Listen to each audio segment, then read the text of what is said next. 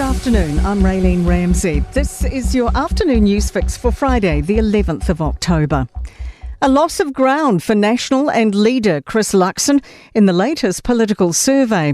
This month's Taxpayers Union Courier poll shows National is down 4.1 points on September, falling to a little under 35%. Lachlan Rennie has more. The poll has Labour up 3.6 points to 30%. Christopher Luxon is down 5 points in the preferred Prime Minister stakes on 27.7%, and Labour's Chris Hipkins is up 4.3 to almost 17%. And for the minor parties, the Greens are on 10.4, ACT is up to 9.7, New Zealand First 7.6, Te Pāti Māori has fallen to 3%. The East Asia Summit has begun in Laos. It's the culmination of the Prime Minister's 36 hours on the ground, which is packed with meetings, speeches and a gala dinner. Senior political reporter Sophie Trigger is with Chris Luxon. A forum that brings together both ASEAN partners and superpowers like China, Russia and the US. The summit's a key event for Luxon, and he says regional security is high on the agenda.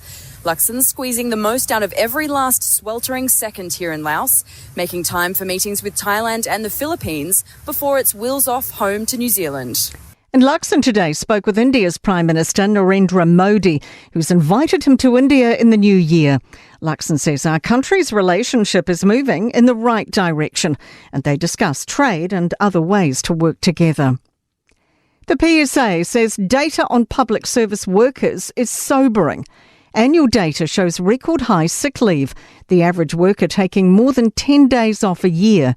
The PSA says they expect this to rise as restructuring stress continues.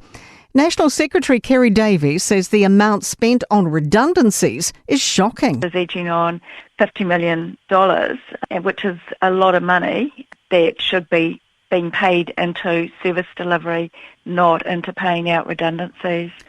Sea Lords attributing a decrease in on-board seal deaths to successful capture mitigation. The deep-sea fishing company's data shows 49 seals were captured on vessels in the 2023 to 24 fishing year. That's down from 68 and 78 in the 2 years before. Resources manager Charles Heafy says they changed fishing times and altered nets to keep seals out. He says the growing fur seal population has proven difficult for skippers. So it is harder and harder to avoid them, but we've just got to keep trying different ways to do it. Hope, a satellite-backed mobile network, will be rolled out as next year begins. SpaceX has legislative permissions for One New Zealand to field test the satellite-to-mobile service to provide texting and messaging from places currently without coverage. One New Zealand's Jason Paris says they'll test the system over the next 10 weeks. The plan is in early 2025 that all New Zealanders will be able to access it. We certainly planned on having it earlier, and if we can get it before Christmas, we will. In sport, Sean Johnson's unretirement has been welcomed by New Zealand Rugby League and luminaries, including Sir Graham Lowe, after the veteran former Warriors halfback answered an SOS call from New Kiwis coach Stacey Jones. NBA basketballer Steven Adams is the latest to invest in Auckland FC, 8 days out from the club's debut match in football's A-League. And Tamati Ellison has moved on from the Crusaders staff in Super Rugby Pacific to join the All Blacks in a permanent assistant coach's role.